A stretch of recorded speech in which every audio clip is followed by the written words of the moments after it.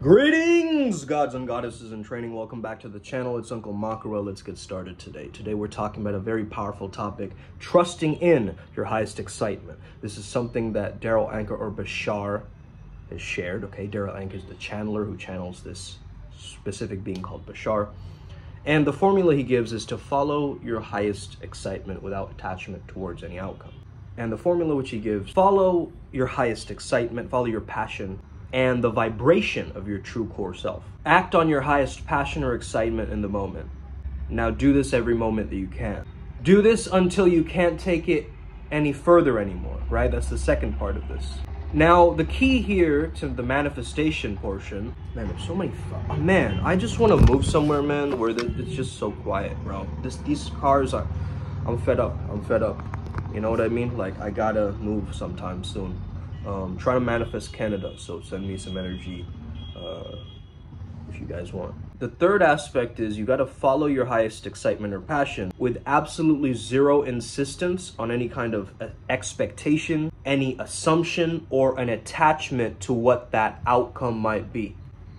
So zero attachment to outcome. Remain in a positive state regardless of what happens. Constantly investigate and improve your belief systems. Who do you prefer to be? Who do you prefer not to be? Okay, discerning that. This is the formula, guys. It's very simple, right? But I want to really hardwire this because I think this is a very important point, and I think a lot of people are missing out on it. The Bashar said this in one of the channelings. Your higher self already knows your higher timeline, right? It's going turn left, turn left, turn left, and you're kind of going straight into a pothole, right? And well, try again, and then go right, go right, go right. The universe is telling you, giving you signs, but you're not tapped into the spiritual realm. You're just in another pothole. And someone asked a question in the audience. They were like, what's the difference between following your highest excitement and that instant gratification, right? That obsession with something rather than a passion for something. That clinginess and attachment. What's the difference to the instant gratification or that sense of just blind hedonism towards that more exciting journey that you're creating, right? I would say one is more long-term, but what Bashar really said, I think this is key here, guys, is to discern excitement from anxiety. Now, we have this belief that, just transform your fears into excitement, okay? Look at the fear as excitement and perceive it as so, because it's all adrenaline anyway, and I get that. But if you can discern that I'm actually feeling anxious right now, this is not excitement. Right? When you can discern that, you can much more double down on your excitement. Isn't that true, guys? Give me a thumbs up if that's true for you, right? If you're able to discern, this is not my highest excitement, this is some trauma response or some anxiety thing happening, and you're building your intuition up to that point, life is going to get so much easier for you. And this is why he calls it the path of least resistance, right? We're not forcing ourselves to try to make it. It just is. So let me tell you this, man. You know, a lot of people are wondering, you know, God's in training. Why do you have that? Are you like some kind of Satanist? Like you want to be God, or you want apotheosis, right? Listen, I walk the golden path, and it's laid out to me by God, with God, as God, for God, by the grace of God. For the love of Christ, Krishna, Allah, Buddha, that's me. Soli Deo Gloria. But worry is a lack of imagination, but worry is also knowing that you're not God. But you have that divine spark within you. You're a God fractal. You see what I'm saying? You have that creator energy, that I am presence that you can activate. And at the core of your being, your most truest, authentic vibration, I think, knows this. I think it knows this truth, and so it can relax and not get into some existential rabbit hole about it. This is it, guys, you know? It's powerful, that realization. Because once you understand your sense of worthiness, right? We need strong, reliable egos in this matrix system.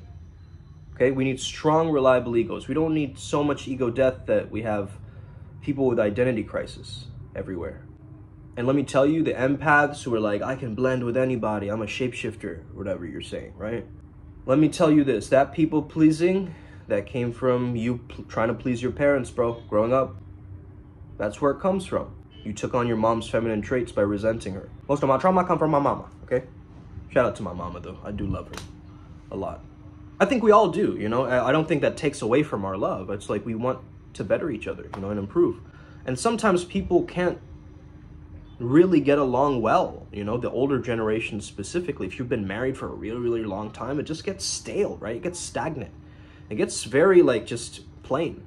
There's no sense of adventure. There's no sense of spontaneity. There's no sense of, like, you know, getting to know someone, being so curious about them that you know every single molecule about them, right? Minuscule detail about them.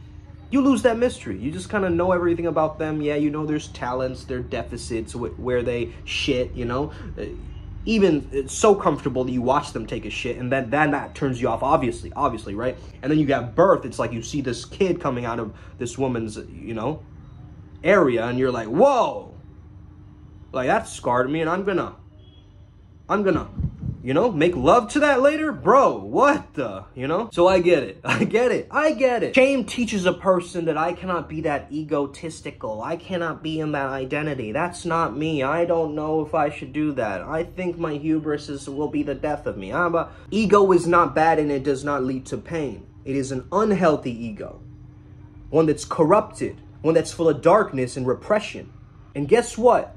Self-love, or love that is unconditional, agape love, heals that shame. And you can only get that through God, man. I'm not here to say that I have the, you know, the recipe, the formula, and the antidote in this one love potion that I've created, right? But I've understood this growing up, man. You've got to remain in your own center of gravity. You get that? That's what's going to make you attractive.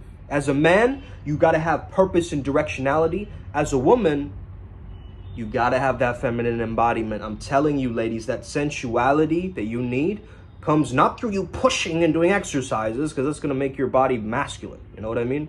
Yoga and like push-ups and all this kind of stuff. I'm telling you to dance, girl. Dance like your life depended on it. Why do women, right, when they drink, they start dancing? They get more radiant. Whereas guys, when they drink, they become Zen master mode, right? Monk mode. Why is it? It's just the way that creates a difference. We are different, right? You're two different people, right? You're completely different. The way you communicate is different. The way you function is different. You know, guys, a lot of them, they will go into their man cave and stonewall themselves from everything, kind of suppress all their feelings, and they're taught not to express it.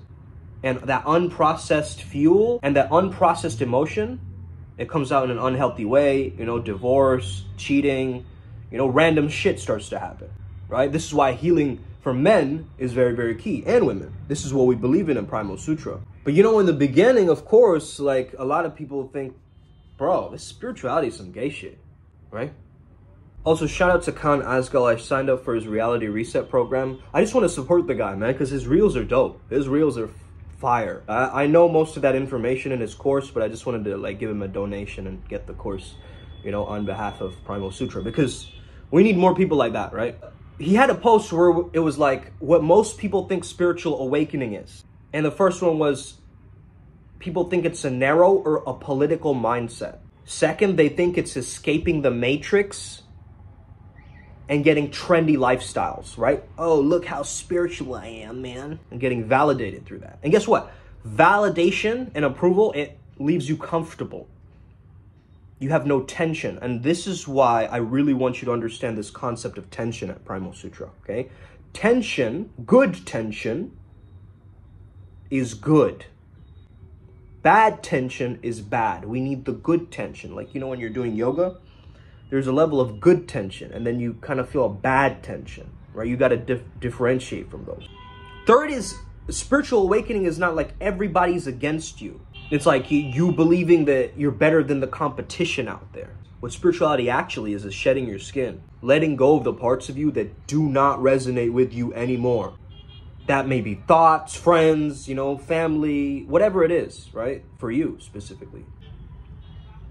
He said it's about rewriting your own personality, knowing that there's no judgment for choosing freedom. And you do this by overcoming your fear and shame. Okay? There are no rules, only causality. So figure out how to make it work for you. Okay? Do what works. That's a big mindset shift in Primal Sutra. If you're continuing to do something that's not getting you results, Either scrap it, improve upon it, okay, do something with it. Because nothing changes until you change. You see, if I change today, my perception, my opportunities, my values, it'll all reflect in my little minuscule choices of how I lead my life. The goal isn't always to be a problem solver. You can also be a supportive presence beside somebody. You get what I mean? You don't always have to do everything for them. Okay? I have to over-deliver every single time. Yeah, okay. But what if I were to tell you that your presence alone is over-delivery? Right? Your presence alone creates a specific type of feeling in somebody's heart where they can let go, they can relax. Oh man, why am I pretending so much? You know, like what? Like I'm trying to be this type of way when I know that this is my highest truth and power. I'm cutting down the circulation of my power by giving it to everybody else and not reclaiming it back towards myself. I'm letting all these other entities and beings, you know, siphon my chi and energy and manipulate it and like use it for things, whereas I can just call it back towards myself, you mean? You know, and banish all of them? Hey, the entities and deities that work with me, they're not in my body all the time, right? I have to call them forth.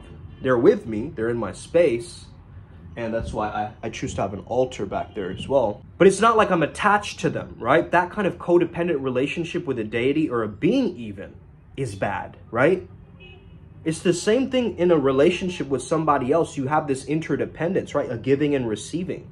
When that gets fucked up, the relationship gets fucked up. Like someone is just giving, and the person's like, yeah, okay, whatever, blah, yeah, nah. And it's like that keeps happening, and it actually affects your self-esteem, right? It starts to slowly affect your self-esteem, like it brings it down a level. Those who are willing to look at the data, look at the evidence, look at the proof, right, are willing to, let's say, send the Flow Research Collective a message or something about, ask them a question, or shout out to, you know, Huberman Labs and just, you know, write them an email. Or maybe for a book you've read, you reach out to the author, right? We think, oh, that's not possible for me. I just can't DM somebody with a blue check mark. Bro, you can buy blue check marks nowadays. What do you mean? Yes, you can, okay? You are only creating that limit for yourself. Okay? If Aiden Ross can talk to Drake on the phone, and if he's, you know, choking his chicken up on his jet, you know, and that becomes a viral video or whatever, you already know that, like, these celebrities are mad weird, right? Like, what the? Celebrities are drowning in these dark forces, bro. I'm telling you. It all started with, like, the Adam 22 thing. Like, that guy, man. Mad sus, right? Mad sus. I know he's trying to be funny about it. Like, Drake's got a missile on him or whatever. But, bro, why are you talking about another man's, you know, magic wand like that? Okay, pause. I don't think too many people pay attention to self-esteem, you know? Like, I can do it, man. I've got this, that feeling. The people who really study this stuff, they take it seriously, man. I think recognizing health, which Gene Keys calls radiance, is really, really key and important, okay? What makes you glow? What fills you up with health, okay? That's really important to know, man. If you haven't done your Gene Keys, by the way, I highly recommend it. GeneKeys.com, okay? It just gives you a powerful roadmap, you know, based on your numbers and what it means. Some may say, oh, but that's just another astrology system, and, you know, who knows if Richard Rudd works for the Illuminati or whatever, right? Honestly, I'm just sharing my perspective, right, point of view. So again, back to this topic of being in the highest timeline ever, right? Your higher self knows. So if you start meditating regularly, if you start, you know, really connecting with your heart space and your mind and merging both of them, creating that coherence. And another way of saying that is embodying a sense of gratitude. Embodying a sense of gratitude, which means that there's a certain synchronization and ease and alignment within, not this frantic, scattered nature of like, am I going to do this or that? I wonder if people will judge me. I wonder if I need to be this kind of person, okay? Yo, If I'm God, I'm allowed to do whatever. This is infinite possibilities in this thing, right? I already have it. It's already mine. I'm golden. Number one, this is the golden light, baby. This is that. Wake up today. Let's get it. Upward spiral, gang. May we never be the same again. Hit that like and subscribe button. Share this with a friend to wake them up out of their dull trance. PrimalSutraMysterySchool.com. You already know what it is. Let's win. Us.